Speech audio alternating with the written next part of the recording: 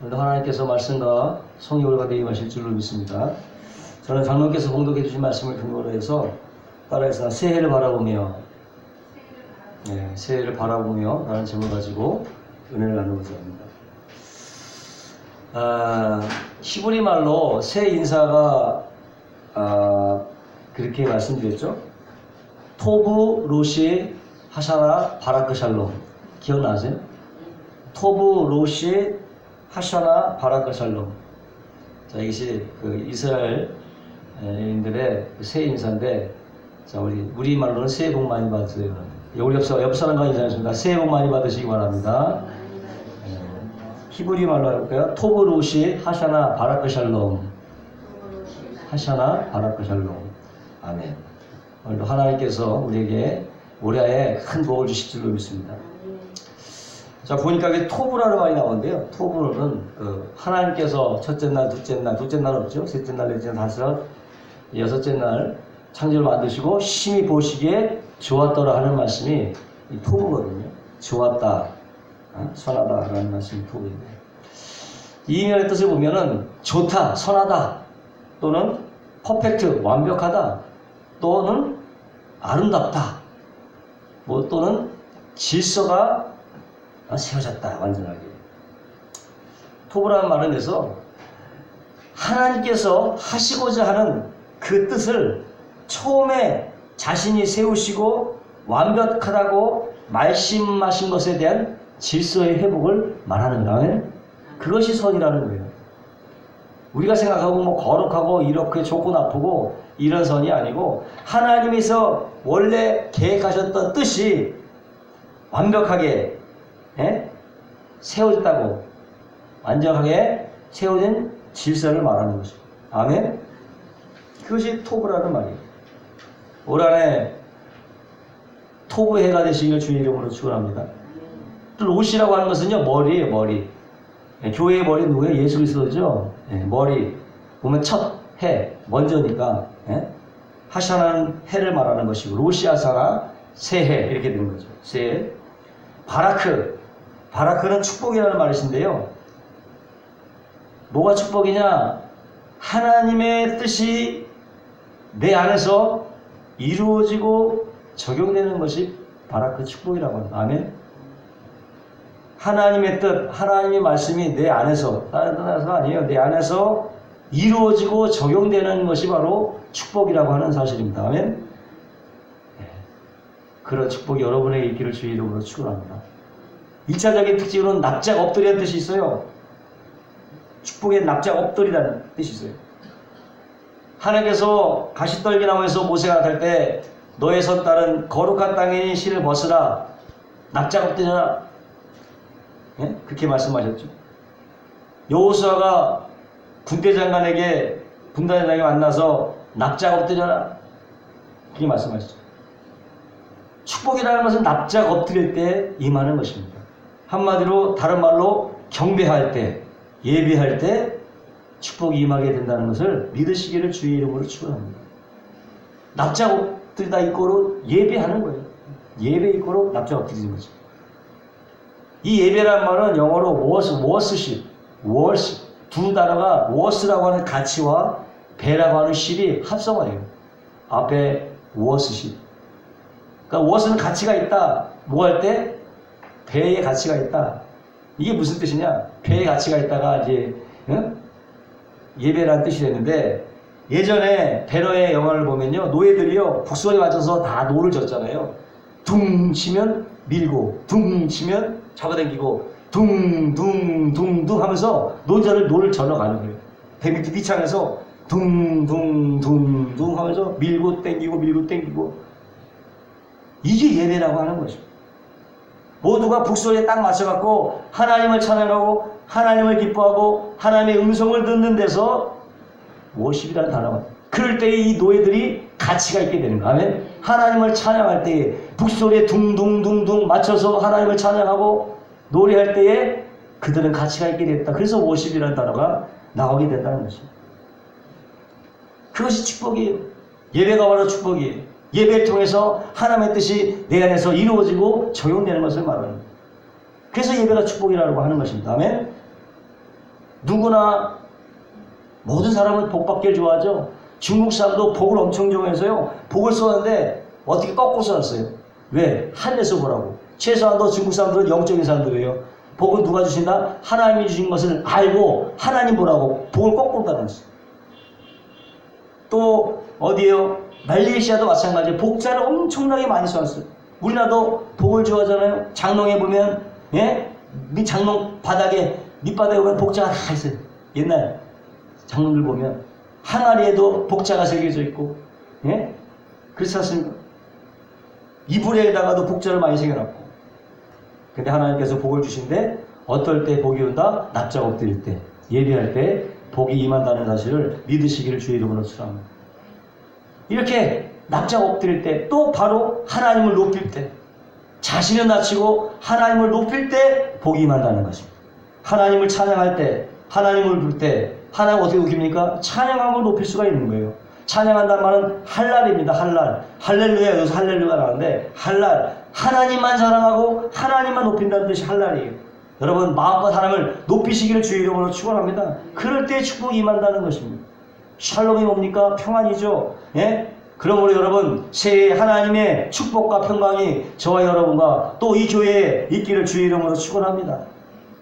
토브 노시 하샤나 바라크 샬롬, 이 축복이 올해에 우리 모두에게 있기를 주님의 이름으로 축원합니다. 오늘 새해를 맞이하여 란 제목으로 오늘 하는데 우리 속담에 그런 말 있죠. 시작이 반이라는 말이 있고요. 첫 단추를 잘 껴야 마지막도 잘 낄 수 있다는 말이 있어요. 뭡니까? 그만큼 시작이 중요하다고 하는 것입니다. 우리가 인생을 보통 마라톤에 비하는데 마라톤 선수들이 출발선에 딱 스타트 라인에 섰다는 것은 뭡니까? 목적지가 있다는 거죠. 목적지가 없이 출발전을 쓰지 않습니다. 목적이 있다는 거예요. 결승점. 마찬가지로 우리가 2019년도로 시작하는 시점에서 무엇보다도 시작하는 시점에서 뭐가 있어야 돼요? 분명한 목표가 있어야 될 줄로 믿습니다. 목표가 있는 사람과 목표가 없는 사람의 아침은 어떻게 달라질까요? 아침을 대하는 태도가 어떻게 다를까요? 목표 있는 사람의 아침은 어떻게 맞이할까요? 다른 것입니다. 여러분 분명한 목표를 세우시기를 주의 이름으로 축원합니다. 올 한해는요 무엇보다도 하나님이 나의 삶의 주인으로 모시며 살자. 아멘. 이제 다 올 한해는 정말 하나님을 나의 삶의 주인으로 모시며 살자. 창세기 1장 1절에 보면 태초에 하나님이 천지를 창조하셨다는 말씀이 나오죠. 이 말씀의 의미는 반은 엄청나게 많지만 무엇보다도 하나님이 온 천지 만물의 주인이라는 사실을 선포하고 있습니다. 아멘. 결국 나는 누구인가 하는 이 정체성은 내가 누구라고 주장함으로 되는 것이 아니라 하나님이 나에게 어떠한 존재로 다가오는가에 따라서 결정이 된다는 거예요. 아멘.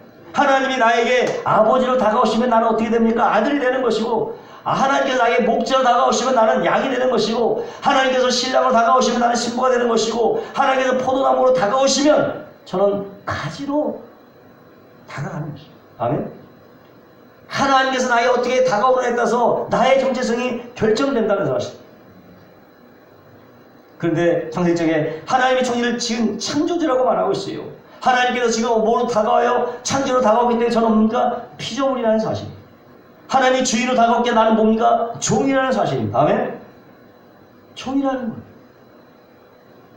세상에 두 주인이 있을 리가 만무하죠. 다시 말씀드리면 하나님을 주인으로 섬기면서 동시에 자기가 주인이 될 수는 없는 노릇이라는 거예요.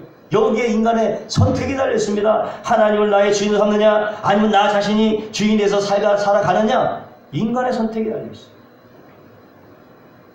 근데 대부분 사람들은요 하나님을 제껴두고 마치 자신이 주인인 것처럼 살아갑니다. 모든 결정을 자기가 해나갑니다.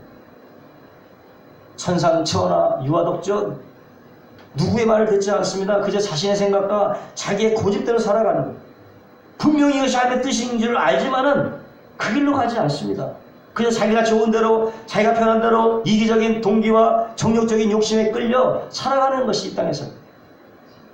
결과는 불보듯 뻔한 것입니다. 지금도요 북미나 유럽에 가면은 대놓고 사탄을 숭배하는 사탄교가 있어요. 그 첫 번째 교리가, 첫 번째 목표가 내 자신이 너 삶의 주인이다. 너가 주인이 되어 살아. 그게 사탄교의 첫 교리예요. 한마디로 하나님이 앉을 자리에 자신이 앉는 거죠. 이것이 바로 수천 년 동안 내려온 사탄의 전략이라고 하는 것이죠.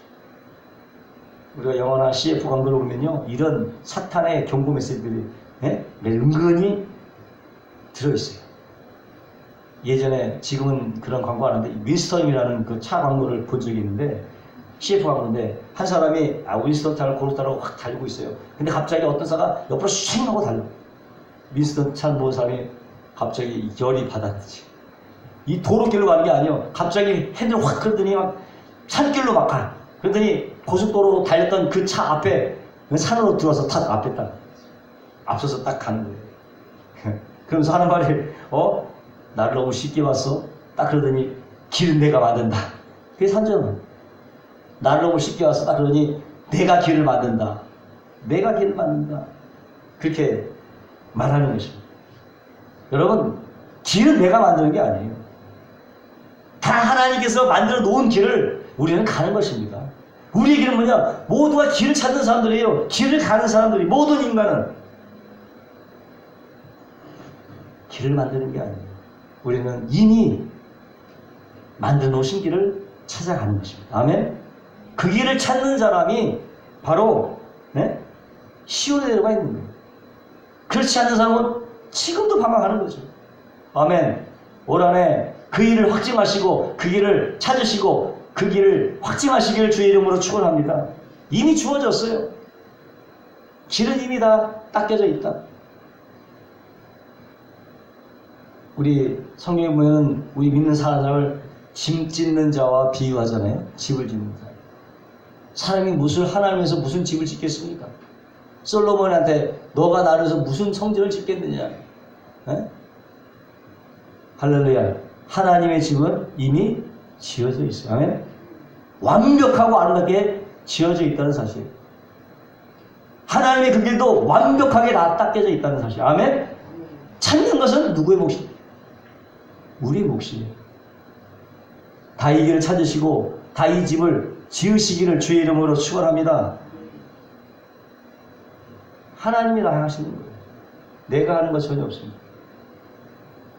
가장 오래된 가요 중에서 나의 인생은 나의 것, 내 인생은 나의 것이라는 그런, 지금 유행가 불렀다고 누가 뭐라 하지 않는 거 모르겠네. 내 인생은 나의 것, 그냥 나를 내버려달라는 그런 가사가, 옛날에 그런 노래가 제목이 가사가 있었는데 자기 인생이 주인이라고 가리키고 있는 것입니다. 이것이 바로 사단이 문화라는 옷을 입고 사람들에게 노리는 것이 바로 이것이에요. 내 인생의 주인은 바로 너다 라고 하면서 하나님을 부인하게 만드는 것. 이것이 사단의 예나 지금이나 다름없는 전략이라고 하는 것입니다. 세상에 두 주인이 있을 리가 만무하다고 그랬죠. 하나님을 선택하든지 자신을 선택하든지. 창세기 4장 1절에 보니까 아담과 하와가 하나님 앞에 범죄하고 쫓겨났어요. 그러면서 처음으로 애를 낳는 장면이 나오지 않습니까? 창세기 4장 1절에 아담이 그의 아내 하와와 동침하매 하와가 임신하여 가인을 낳고 이르되 내가 여호와로 말미암아 등남하였다. 등남하였다. 내가 등남하였다. 카니티 이시, 내가 남자를 등남하였다. 내가가 강조되고 있어요. 물론 여호와로 말미암아가 이긴 하지만은 거기 강조되는 것은 내가 아들 낳았다. 내가 사람을 창조했다. 하나님처럼. 그런 표현입니다. 누가 더 강조가 되어 있느냐? 하와가 강조가 되고 있어요. 뭐 그럴 만도 하죠. 뭐 딸도 아니고 아들을 낳았으니 얼마나 그 자부심이 대단했겠어요. 내가 하나님이 하시를 나도 했다. 근데 어떻게 24절에 지난 후에 뭐라고 얘기해? 25절이니까 아담이 다시 자기 아내와 동침하며 그가 아들 낳아 그 이름을 셋이라 했으니 이는 하나님 내게 가인 죽인 아벨 대신에 다른 씨를 주셨다. 이제 누가 왔습니까? 하나님, 엘로힘이 먼저 나와요. 하나님이 내게 주셨다. 하나님이 앞서게 됩니다. 바로 주어가 바뀌는 자리입니다. 다시 한번 인본주의가 신본주의로 바뀌는 자리예요. 이 과정에 중간에 무슨 일이 있었길래 가인이 아벨을 쳐 죽이는 사건이 있습니다. 부모로서 참아못 볼 일, 자식이 자식을 죽이는 것을 경험하고 나서야 비로소 자아가 깨지는 거죠. 다 내려놓고 그때부터 하나님만 바라보면서 900세 이상을 하늘만 바라보고 천상만 바라보고 살아가죠. 하나님이 내게 다른 신을 주셨다. 그런 끔찍한 일을 당하고서야 어떻게 합니까? 주어가 바뀌는 거예요. 마음의 중심의 보좌가 바뀌는 거예요. 하나님께 내어드리게 된다고 하는 것이죠. 세상에 가장 지혜로운 자가 누굽니까? 자신이 피조물임을 자각하고 나는 하나님 없이 아무것도 할 수 없다고 하는 절대적인 무능과 무지를 깊이 깨닫는 사람이야말로 지혜로운 사람인 걸 여러분 믿으시기 바랍니다. 야베스를 축복하면 엄청나게 유명한 말씀 아닙니까? 보니까 야베스는 그 형제가 귀중한 자라고 했어요. 그 점으로는 존귀한 자라고 얘기했습니다. 근데 그 야베스가 왜 형제들보다 존귀했느냐? 그 이유는 나오지 않지만 그 이름에서 우리가 포인트를 얻을 수가 있어요. 야베스라고 하면 어머니가 수고로 낳았다. 고생고생해서 낳은 자식이라는 뜻이에요. 야베스는 물론 다른 형제 낳을 때도 해산의 고통을 겪었지만 유독히 이 야베스를 할 때는 엄청나게 고생을 했던 것 같아요. 응? 한마디로 야베스는 어머니를 엄청나게 아프게 하고 나온 자식이에요. 부모를 아프게 하고 나왔지만 자신도 아프지 않았겠어요? 그만큼 얼마나 고통스러우면 야베스라는 이름을 적겠어요. 어머니가. 그만큼 고통 가운데 야베스는 태어났는데 조그마한 자라고 나도 결코 자기한테 눈 시선이 곱지 않은 거예요. 야베스 이름이 말해주고 있거든. 야, 저 자식 저거 어머니 고생시키고 나온 놈이라고 하나. 좋은 소리를 못 듣는 거예요. 응? 다 인정하지 않고. 그러니 주위 사람도 자기 인정하지 않죠. 아무리 봐도 자신의 미래가 결코 밝지 않다는 것을 깨닫게 돼요. 어렸을 때부터 이 세상이 고통으로 가득 차 있는 것을 보고 정말 인생은 고난을 위하여 불티가 나는 것 같다는 그 말씀처럼 철저하게 이거는 고통이요, 철저하게 절망이요, 철저한 죄인임을 실감하는 거예요. 도무지 살 수가 없는 거예요. 어느 것을 봐도 자신의 절대 절망인 존재를 깊이 뼈저리게 느꼈다는 거예요. 여러분 그러세요? 어렸을 때 너무 성공하는 거 좋은 게 아니에요. 어렸을 때 그래서 보면 어렸을 때 고생하고 가난한 사람들이 되게 자존감 사람들이 많이 있어요. 그 사람들이 보통 어렸을 때. 근데 문제가 뭐냐면 너무 상처가 많아갖고 자성가해도 문제가 되는 사람도 있어요. 그것이 인격으로 잘 다듬어져야 되는데 그걸 그대로 가갖고 그냥 성공했다고 그때부터 막 칼도 막 휘두르고 성질이 안 변해서 상처가 남아서 그런 건 좋지 않지만 어렸을 때 그런 경험은 상당히 좋아요. 그렇게 너 절대 절망인 존재를 알았어. 근데 어차피 인생은 태어난 인생에 의해 살아가야 되지 않습니까? 이 절대 절망의 존재가 살아가는 유일한 방법은 절대 희망을 만나는 거. 아멘? 그게 누굽니까? 하나님 만나는 거예요. 하나님으로 인하여 자신의 인생이 버틸 수 있는 거예요. 아멘? 야베스는 그것을 깨달은 거예요. 그 절망적인 상황에서 이 지혜를 얻은 거예요. 그래서 그는 하나님께 의지해야 됐고 하나님께 기도하지 않으면 안 됐어요. 그래서 그것이 바로 하나님을 의지하고 기대는 것, 기도하는 것. 그가 이 땅을 살아갈 수 있는 유일한 방법이에요. 아멘? 사람에게 빌붙어 사는 것은 비참한 거지만 여러분 전지전능한 하나님께 빌붙어 사는 것이 여러분 지혜라는 것을 여러분 믿으시길 주의 이름으로 축원합니다. 이것이 지혜로운 거예요. 욥을 보세요. 인간이 당하는 고난 치고 욥만한 고난도 없어요. 가지고 있던 재산 순식간에 다 날려버렸죠. 가축 잃었죠. 또 종도 잃었죠. 자녀들 7자녀들이 한꺼번에 죽었죠. 자신도 병이 나갖고 왁창으로 기혈장을 박박 긁어도 시원치 않는 그런 상황에 아내가 보다 못해 하나님을 욕하고 죽으라고 그러고는 떠나버렸어요. 친구가 위로차 왔지만은 하나같이 위로가 되지 않고 한마디로 일단 억창만 무너지는 소리만 하는 거예요. 이 자신의 낙한 처지를 하나님께 하나님 그건 아니에요. 이렇게 됐습니다. 주저주저 자신을 넋두라듯이 하나님께 주저주저 노르는데 그때 하나님께서 그 얘기를 욥의 얘기를 다 들으시죠. 그러면서 욥에게 다시 묻습니다.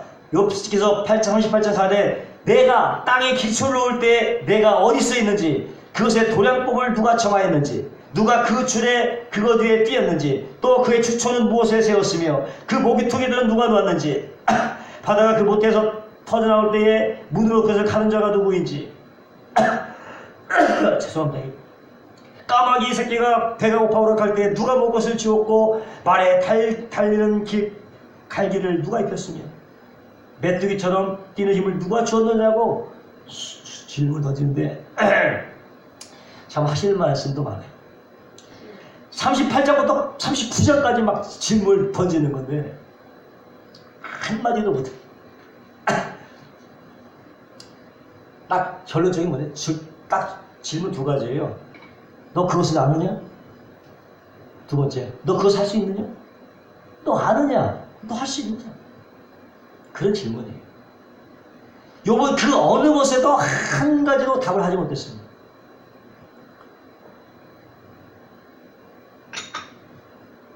하나님 말씀하시기 전 요점은 내 자신이 얼마나 무지하고 무능한 존재임을 깨달아 하려는 것입니다. 그렇죠. 지음받은 인간이 뭘 알 수 있겠습니까? 뭘 할 수 있겠어요? 그저 자신을 창조하신 하나님을 사랑하고 복종하고 사는 것이 여러분 세상 최고의 복이요 지혜인 것을 믿으시기 바라고 어쩌든지 올 한 해 하나님을 주인으로 섬기며 살아가시기를 주의 이름으로 축원합니다. 또 새해에는 하늘나라를 이루며 살자. 아니 뭐 하루 세끼 먹기도 힘드는데 어떻게 하늘나라를 세우며 사느냐고 여러분 반문할지 모르겠지만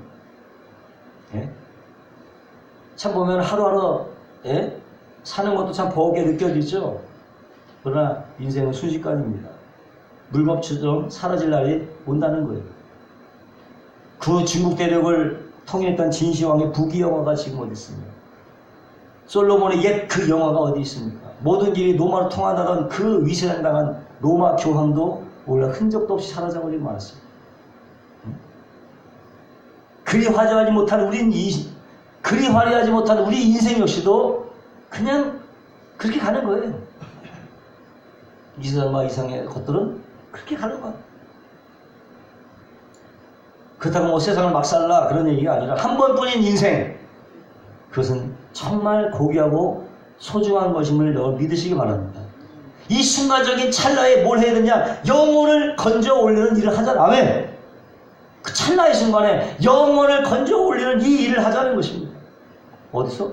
내가 있는 그 자리에서 여러분 하나님의 나라를 세워 가시기를 주의 이름으로 축원합니다. 멀리 가지 않았겠습니다. 여러분이 앉아 있는 그 자리에서 하나님의 나라를 세워 가시기 바랍니다. 하나님의 일을 하면 하나님께서 우리 일을 대신해 주실 줄로 믿습니다. 하나님의 약속의 말씀이에요. 한 번은 예수님께서 말씀을 증거하시는데 너무나 많은 사람들이 왔어요. 그래서 예수님께서 배를 좀 띄우기를 청하니까 베드로가 자신의 배로 예수님을 모셨잖아요. 근데 그 전날 베드로는 엄청나게 피곤했어요. 바위 맞도록 그물 던졌는데 고기를 한 마디를 못 잡았어요. 잠도 못 자고 피곤한 몸을 가지고 왔는데 예수님께서 자, 내 배를 좀 쓰자 그랬더니 그냥 말씀대로 자신의 배를 예수님께 기꺼이 내렸어요.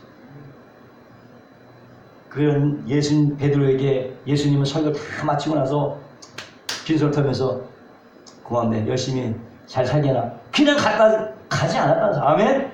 가지 않았다는 사실이에요. 베드로를 보더니 베드로야 이제 깊은 데로 가서 그물을 던지라. 축복하셨다. 아멘? 그게 어떻게 됐습니까? 막 찢어질 정도로, 그물이 찢어질 정도로 거기가 잡혔다는 것이죠. 아멘! 우리가 하나님의 일을 하면 하나님께서 우리 일을 해주신다는 것입니다. 어떻게? 내 영혼이 잘된 같이 범사가 잘되며 강건하게 해주시는 것입니다. 물질의 문제 해결해 주십니다. 병든 자를 고쳐 주십니다. 모든 가난과 저주를 물리쳐 주십니다. 챙겨내 풍성히 얻게 하신다는 걸 여러분 믿으시기를 주의 이름으로 축원합니다. 그러므로 여러분 올 한해 먼저 그의 나라와 의를 구하심으로 하나님의 나라를 세우며 살아가시기를 주님의 이름으로 축원합니다. 세 번째는 성령의 인도를 받잖아요. 따라서 성령의 인도를 받자. 성령의 인도를 받자. 사도행전 8장 1절에 그러므로 이제 그리스도 예수 안에 있는 자에게는 결코 정죄하니 이는 그리스도 예수 안에 있는 생명의 성령이 죄와 사망의 벌써 너를 해방하였습니다. 율법이 육신으로 말미암아 연약하여 할 수 없는 그것을 하나님은 하시나니 곧 죄로 말미암아 자기 아들을 죄 있는 육신의 모양으로 보내어 육신의 죄를 정하사 육신을 따르지 않고 그 영을 따라 행하는 우리에게 율법의 요구가 이루어지게 하려 하심이니라. 하나님께서 율법을 주신 것은 그것을 지키라고 주셨는데 지키면 지킬수록 무너지는 거예요. 이건 지킬 수 없는 법이구나. 육신으로는 지킬 수 없는 것을 깨닫게 되는 거예요. 결국 하나님이 주신 지키라고 주신 거룩한 율법이지만 그거는 육신을 가지고 있는 거에 지킬 수 없는 법이라는 거예요. 그걸 깨닫게 하려고 하나님께서 율법을 주셨다는 거예요. 그래서 육신이 연약하여 할 수 없는 것을 하나님은 율법을 주셨을 때 그걸 이루셔야 돼요. 누가 하십니까? 하나님이 하시는 거예요. 인간은 할 수 없어. 하나님이 하는 방법인데 뭐예요? 자신의 아들을 육신의 모양으로 오게 하시는 거예요. 육신의 모양으로 와서 십자가에 죽게 하심으로 어디에? 육신의 죄를 정했다고 했어요. 육신의 죄를 정하사 육신을 따르지 않고 그 영을 따라 우리에게 율법의 요구. 예수님이 무슨 죄를 졌겠어요? 죄가 없는 그분이 십자가에 달려 죽을 이유가 없죠. 죄가 없는데 왜 십자가에 무엇을 박혀야 됩니까? 이유는 딱 하나예요. 죄가 없지만 뭘 입었다는, 육신을 입었다는 그 하나 때문에. 아멘. 죄가 없으신 분이신데 육신을 입었다는 그 이유 하나로 십자가의 옷을 맡긴 거예요. 죄를 정했다. 무슨 얘기입니까? 육신은 여러분 신뢰할 만한 것이 못 된다는 거예요. 아멘. 육신은 신뢰할 수가 없다. 예수님께서도 죄가 없으신 분이 육신을 입었다는 이유 때문에 죄의 형벌을 당하셨습니다. 그래도 너희가 육신을 신뢰하겠느냐? 이런 뜻이죠. 그래도 신뢰하겠느냐? 12절 보니까 그러므로 형제들아 우리가 빚진 자들의 육신에게 져서 육신대로 살 것이 아니라 너희가 육신대로 살면 반드시 죽을 것이되 영으로서 몸의 행실을 죽이면 살리니 무릇 하나님의 영으로 인도받는 사람들이 곧 하나님의 아들이라. 아멘. 성령의 인도를 받으라. 육신 안 된다. 성령의 능력을 받으라. 아멘. 올 한해 성령의 인도 받으시기 바라고 성령으로 쭉 만나주시기 바라고 가는 곳마다 하나님의 의를 이루시는 저와 여러분 되시기를 주의 이름으로 축원합니다. 마지막으로 올해는 정말 하나님께서 우리에게 주신 사명을 이루는 한 해가 되시기를 바랍니다. 제가 교회 개척 당시 여러 장로들이 물었습니다. 왜 이렇게 신령이도 한 달에도 없기 힘든데 이런 상황에 왜 개척을 하려고 하십니까? 목사님은? 거기에 내가 준비한 몇 가지를 말씀드렸어요. 첫 번째, 제가 개척하라는 이유는요, 하나님의 부르심에 순응하기 위해서 저는 개척을 했거든요. 신학 초기부터 하나님 개척의 소명을 주셨고 이를 염두에 두고 12년간의 목회 경험을 받았고 개척을 놓고 또 기도할 때마다 하나님께서 뜨거운 소원을 주셨어요. 개척하고자 하는 근본적인 이유는 하나님께서 교회 개척자를 부르셨다는 거예요. 아멘? 아멘. 그 부르심에 순응하기 위해서 저는 개척할 겁니다. 그 부르심에 순응하기 위해서. 두 번째 왜 개척을 해야 되냐? 예수님의 지상명제에 순종함으로 모든 사람을 예수님께 인도하기 위해서 내가 개척을 하고자 합니다. 예? 예수님 말씀하시잖아요. 나의 길이요 생명이요 진리라고 말씀하시는데 신학자들은 이걸 모릅니다. 진리를 모르고 생명을 모르고 이것을 모르고 방황한 존재인데 어디서 와서 왜 삶이 어디로 가는지 알지 못하는 존재인데 그들에게 필요한 것은 음식이 아니라 옷이 아니라 예수님이 필요한 겁니다. 예수님이 필요해요. 세상을 보면 참과 진리보다는 거짓과 비진리가 난무하고 있지 않습니까? 무엇이 참이고 무엇이 거짓인가에 대한 분명한 기준이 없어서 그저 사사시대처럼 자기 소견에 옳은 대로 행하고 있는 이 상황에서 온통 불의와 부정과 각종 비리와 탐욕과 죄와 가득 차 있는데 이유는 진리를 알지 못하기 때문에 이들에게 진리가 이신 예수님을 알려줄 책임이 있기 때문에 저는 개척합니다. 예수님을 알려줘야 되기 때문에 또 예수님 안에 참 생명이시기 때문에 생명은 누구에나 소중하지 않아요? 예? 사람은 영과 육체가 이루어지는 존재인데 육체가 살아있다는 것은 그 속에 영혼이 존재하기 때문입니다. 영혼이 떠나가면은 육체의 생명을 잃고 썩어질 뿐입니다. 진정한 의미의 생명이 곧 바로 영혼인데 이 영혼이 예수님 만날 때에 진정한 생명을 얻게 됩니다. 이 비밀을 아는 나서는 어찌 가만히 있어서 죽어가는 사람을 바라보고 있을 수만 없지 않습니까? 어떠한 방법이든지 세상 사람들에게 이 생명을 전해줘야 되지 않겠습니까? 그래서 저는 개척한다. 당당하게 얘기했죠. 또 하나님의 영광을 나타내서 저는 개척합니다. 예? 하나님께서 인간을 만드신 유일한 목적이 하나님의 영광인데 세상 사람들은 하나님이 살아계심을 알지도 못해요. 그런 사람들에게 하나님의 살아계심을 알려주고 하나님의 영광을 보여주겠기에 저는 개척합니다. 하나님이 살아계시고 하나님의 영광이 보여지는 곳이 어디입니까? 교회 아닙니까? 교회를 통해서 하나님은 지금도 교회를 통하여 그 영광을 나타내시고 계신다. 그래서 저는 개척을 하려고 하는 것입니다. 네 번째, 그러고 나서 이 네 가지 세 개의 위의 목적을 위해서 가장 당연한 방법이 바로 개척이기 때문에 저는 개척하고자 합니다. 왜? 평신도로서 얼마든지 전도하고 세상의 빛과 소금의 역할을 감당할 수 있지만 그 영향력에 한계가 있지 않습니까? 네? 한 사람보다 두 사람이 낫고 두 사람보다 세 사람이 낫고 평신도 한 사람보다는 목회자 한 사람의 영향이 크지 않습니까? 그래서 목회자가 교회를 개척함으로써 세상에 미치는 영향력은 그로 인한 파급 효과는 심히 놀라운 거예요. 그렇기 때문에 저는 교회를 개척하고자 합니다. 그렇게 말씀드리죠. 비록 저의 개인적인 개척 동기지만 우리 마전 순복회가 이곳에 있어야만 되는 이유이기도 하다는 것입니다. 이것이 우리 교회가 있어야 될 이유라고 하는 거예요. 그래서 여기 교회 비전 나왔잖아요. 성령의 역사하는 교회. 성령의 역사예요.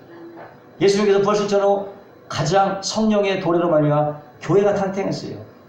결국 교회는 성령의 작품이란 말이에요. 교회, 성령이 떠나는 교회는 생각할 수가 없는 거예요. 아멘? 그래서 교회는 늘 성령이 충만해야 돼요. 수복은 성령 운동으로 시작했잖아요. 지금은 그때보다 더 악한 세대가 됐어요. 성령 충만 당기려고 어떻게 해요? 성령의 기름 부음 등기로 나가야 됩니다. 날마다 성령을 사모하시길 주의 이름으로 축원합니다. 또 평신도 사역자를 길러내야 되는 거예요. 예? 기독교의 정통교를 버렸어요. 만인 제사장절 목사만이 제사장이 아니요. 전도사관이 제사장이에요. 모든 평신도가 다 제사장이라고 하는 것입니다. 이 평신도 사역자들 길러내는 것이 또한 우리의 교회의 비전이다. 예? 세 번째, 삼중의 축복을 누리는 거예요. 삼중 축복은 제가 여의도 순복음에서 늘 믿음을 얻게 되고 조용히 목사 영적인 꼴을 먹고 신앙의 성장해서 성도가 되고 전도사가 되고 목사가 돼서 14년을 목회했어요. 찔러 나오는 것도 찔러고 나오는 것이 바로 오중보험 삼중 축복이에요. 예? 4차원의 영성이에요. 아멘? 이걸 계속 시켜야 되는 거예요. 우리 교회가 하려. 또 뭡니까? 부지하고 성교하는 교회. 21세기의 인재를 양성하는 그런 교회가 우리의 교회의 5대 비전이에요. 아멘? 교회는 목자만 있다고 되는 것이 아니죠. 양들도 있어야 되고 또 양들 돌볼 목동도 있어야 돼요. 예? 교회는 목사 힘만 가지고 되지 않습니다. 성도들의 힘과 헌신이 동반되어야 되는 거예요. 사도 바울이 선교 사역을 계속할 수 있었던 것은 고린도교회나 예배소교회에 일꾼이 있었기 때문에 그 성도들의 끝없는 후원과 기도였기 때문에 목사도 여러분 성도를 위해서 기도하지만 목사 역시도 성도와 기도의 후원으로 먹고 사는 거예요. 아멘? 성도들의 기도를 먹고 사는 거예요. 무엇보다도 교회는 하나님이 주신 비전으로 뭉쳐야 되는 것입니다. 교회는 비전 공동체예요. 무슨 경제적인 공동체가 아니고 친교 공동체가 아닙니다. 예? 비전 공동체. 오직 비전으로 모인 공동체고 오직 예배로 모인 공동체고 오직 기도하기에 모인 공동체인 걸 여러분 믿으시기 바랍니다. 때문에 교회는 목사에게 주신 하나님의 비전을 공유하고 하나님을 예배하며 기도하며 훈련하고 양육받는 영적인 비전의 공동체라는 걸 믿으시기를 바랍니다. 어쨌든 우리는 이 비전으로 하나가 되어야 되는 거예요. 그래서 교회에 정말 세속의 물결이 일지 않도록 우리는 각별한 주의를 해야 될 필요가 있는 거예요. 주선자들이 모이면 세상 얘기하는 게 아니라 기도하는 것이 되어야 될 줄로 믿습니다. 예? 내 집은 만민이 기도하는 집이라고 했어요. 여러분 늘 마음을 명심함으로 하나님께서 우리 교회에 주신 비전을 올 한해 이루시기를 주의 이름으로 축원합니다. 아멘. 아멘. 다 같이 기도하겠습니다. 거룩하시고 영화로우신 하나님 감사합니다. 천재 주제이신 하나님 아버지, 인생의 생사복을 주관하신 하나님, 우리 2019년이라는 새해를 선물로 주신 것을 감사합니다. 올 한해 하나님을 우리 자신의 주인으로 모시며 하늘 나라를 선포하며 영원 구원을 우리의 최대의 감신사로 알고 성령 인도심 받아 우리 교회에 주신 5대 비전을 이루며 살게 하여 주시옵소서. 감사하며 예수님의 이름으로 기도합니다.